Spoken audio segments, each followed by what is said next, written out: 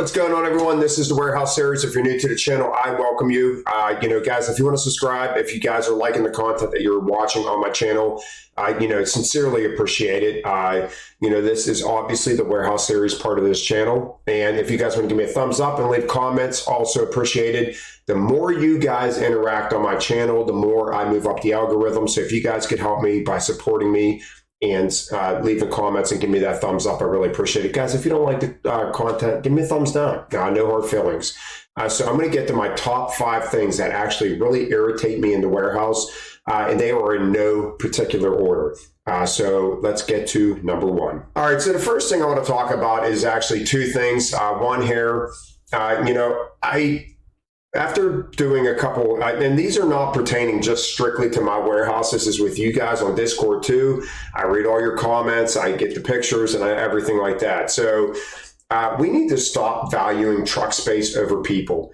And when I say people, I mean the selector and the person breaking it down at the store.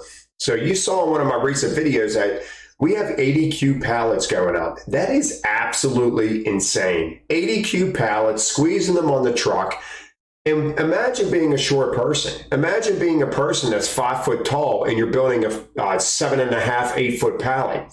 It is not right. So we are, for you to save your gas money on your truck, we are putting this person at risk, and we are putting the person at risk that is actually breaking down the pallet at the store because you want to save money on gas. Not right. I don't like it. I never did like it, and I really can't stand it since since I started this channel in the Discord community. Also, slotting. I cannot stand the slotting in warehouses. Our slotting at our dry goods is absolutely horrendous. And from what I've been experiencing on Discord, there is a lot of people out there that have slotting at their warehouse that is horrendous. Guys, if you're a boss and you're watching this and you're a supervisor at a warehouse, or you are in charge of slotting, listen to your employees. We throw the stuff every day. We know exactly what should be going on what, and weight distribution, everything like that. We do it every day, guys. You don't. All right, you're a supervisor, and I hate to be blunt about it. You have never thrown boxes. Some of you may have, but you throw them for a short period of time.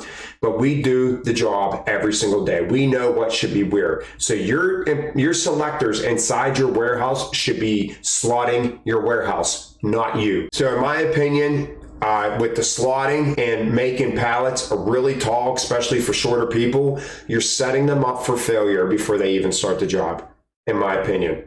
All right, so this is my number 1. You can call these pet peeves, whatever you want to call them, but this is number 1. Let's get on to number 2. All right, so the second thing I want to talk about is trainers. And once again, I am not saying pertaining just to my warehouse. This is from you guys talking on Discord, talking in my comment section of my YouTube pages. I'll tell you what, guys, being a trainer is not the time to rest. If anything, this should be the hardest job you have.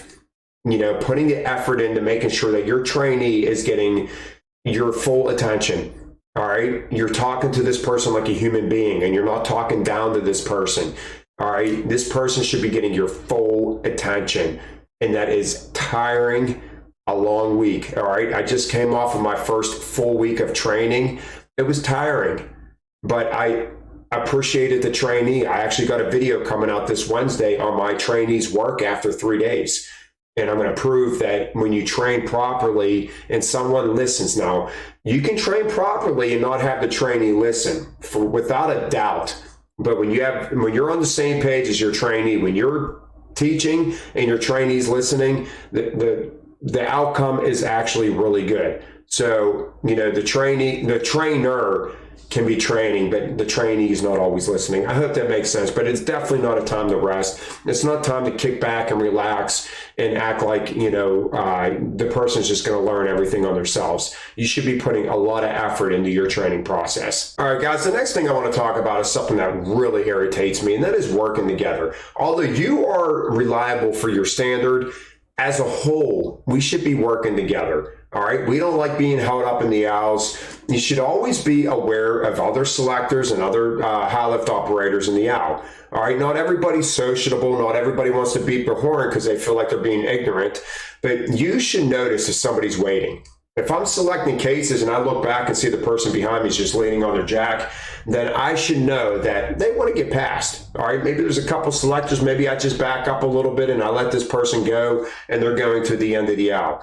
You know, we need to work together. When I'm off the clock and I'm doing sweep, clean, and sanitation at my work, I am constantly helping the people on the clock. If it's a replen, I'm cutting their wrap for them. I'm helping them throw cases. Guys, when you work together in the warehouse, I promise you, it's gonna go a lot easier. Work together, not against each other. All right, guys, the next thing I want to talk about is supervisors. This goes for supervisors and management, talking down to people. All right, so when you are a supervisor and you are addressing an employee, don't talk down to them. All right, we are humans. All right, just because you went to college and you got this better job than better in your eyes than what we have because we didn't go to college and we're warehouse selectors, does not give you the proper right to talk down to us. We are human beings. We should be talked to like human beings.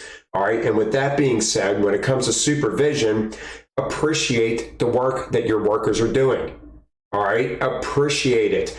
Don't just call them into the office to give them all the negative things that they are doing. And this is one thing that's always been at our warehouse and it's always bothered me. Not all supervisors, managers are like this, but we have a lot that were like this that used to work at the warehouse, and we have a lot that are still like that, unfortunately. And from what I hear on Discord, we have a lot of supervisors out there that like to talk down. They love to call you in whenever you do something wrong. They love to call you in when you miss your percentages or you're taking illegal breaks or you're writing it. They're going to write you up for not 4 points of contact. They will write you up for everything they possibly can. But would they ever call you in to tell you that you're doing a good job? No, they never will. They will never call you in to tell you you're doing a good job. If I'm a boss and I start calling my employees in, you're doing a great job. I noticed you on the floor. You're being safe. You're selecting at your percentages. If you gave positive feedback to your selectors, to your warehouse workers, you will get a better atmosphere. You want good morale inside your warehouses, compliment your workers. Don't just tell them about the negatives, tell them about the positives as well. And that brings me to the last thing I want to talk about. When we do have workers that do their job, stop rewarding good workers with more work. We got the lazy people in every warehouse and we got the good workers in every warehouse. And when the good warehouse workers get their job done, what does the supervisor do? He goes to the good worker and he gives him more work to do, him or her. Why? Because they know they're going to get the work done. Because this person's a good worker. They're not even going to waste their time on the slacker. They're going to go right to the good worker and keep giving that person good work or more work to do. This is my, I said I wasn't putting these in order, but this is definitely my number one thing. I cannot stand when supervisors give good workers more work to do. If we are doing our job and we are trying to get ahead, the last thing you should do is tell that person and give them more work to do, because then they're going to be like, you know what, screw this. I'm just going to do what everybody else does. I'm going to dumb down to their what they do, which is nothing, and I'm going to get rewarded for doing nothing by getting no more work to do. But if I do my job and go above and beyond what I should do, I'm just going to get more work to do. It makes no sense whatsoever how we manage in the warehouse. So, guys, I'm not nitpicking on anybody. I'm not downing supervisors, because I'll tell you right now, at our job, we have really good supervisors that were in the past that quit our job. We have really good supervisors now. We have really good managers now. We have people that actually care, and we have actually people that are just arrogant. So, I mean, it is what it is. And, if you are a supervisor watching this, I'm just saying, take it into consideration.